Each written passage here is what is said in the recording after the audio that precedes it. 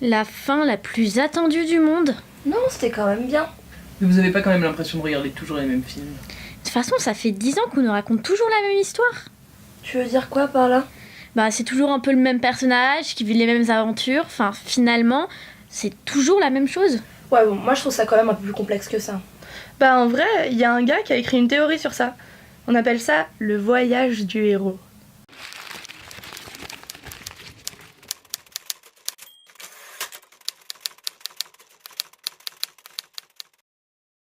Le voyage du héros est un concept développé par le mythologue américain Joseph Campbell. Dans son essai Le héros aux mille et un visages écrit en 1957, Campbell explique que selon lui, tous les mythes de toute origine et époque confondus partagent la même histoire fondamentale, c'est ce qu'il appelle le monomythe. C'est un schéma narratif qu'il décrit comme un voyage initiatique où un héros doit franchir un ensemble d'étapes formant un cycle. Le voyage du héros a eu un énorme succès et a été repris dans le monde du cinéma comme outil scénaristique et narratif, notamment grâce à Christopher Vogler qui est écrivain et consultant dans les grosses boîtes de production hollywoodiennes comme Disney par exemple. Vogler reprend l'idée de parcours initiatique de Campbell en réduisant les 17 étapes à 12. En fait, il conserve surtout les étapes qui ont une résonance cinématographique forte. Ces étapes, nous les connaissons tous un peu car nous les avons tous vues dans tout un tas de films, mais sans forcément les remarquer. Les voici. Étape 1, le monde ordinaire. L'histoire débute dans le monde banal et familier du héros, c'est ce que l'on peut aussi appeler la situation initiale. Cette première étape nous permet de découvrir l'esthétique du film ainsi que les personnages. Étape 2, l'appel de l'aventure. Le héros est alors confronté à un problème ou un défi qui l'oblige à sortir de son monde ordinaire. Cet appel de l'aventure peut provenir d'un événement, d'un objet ou bien même d'une rencontre. Étape 3, le refus de l'aventure. C'est donc assez simple, le héros refuse d'entendre, de voir le problème qui lui fait face ou choisit de ne pas y répondre. Étape 4, la rencontre avec le mentor. Le héros fait alors la rencontre d'un personnage important, le mentor.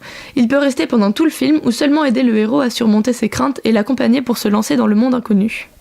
Étape 5, le passage du seuil. Grâce à l'aide du mentor, le héros passe ce qu'on appelle le premier seuil. Il passe alors de son monde ordinaire au monde inconnu.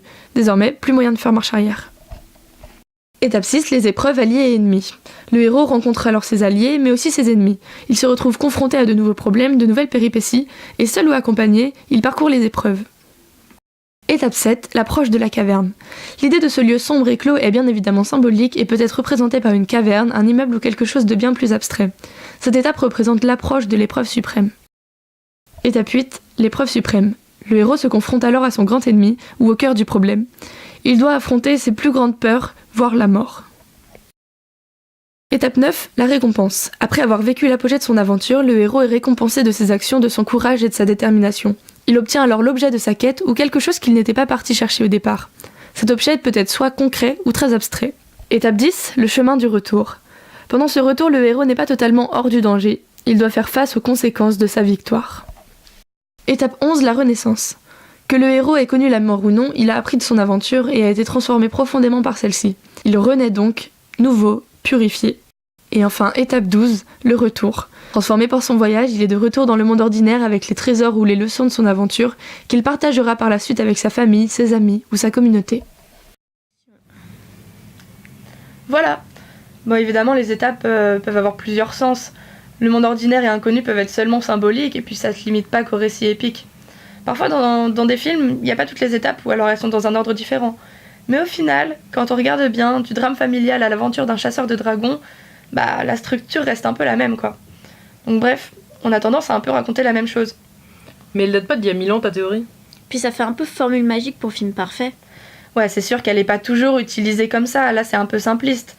C'est beaucoup plus complexe que ça, le livre de Campbell, ça parle aussi des archétypes, il y a d'autres étapes, ça relie la psychanalyse et à l'inconscient. Mais là, je vous l'ai fait résumer, quoi. Mais c'est vrai qu'il y a plusieurs réalisateurs qui ont utilisé cette théorie, comme les Wachowski, Del Toro ou bien Lucas. Mais est-ce qu'aujourd'hui il y a encore des gens qui s'y intéressent vraiment?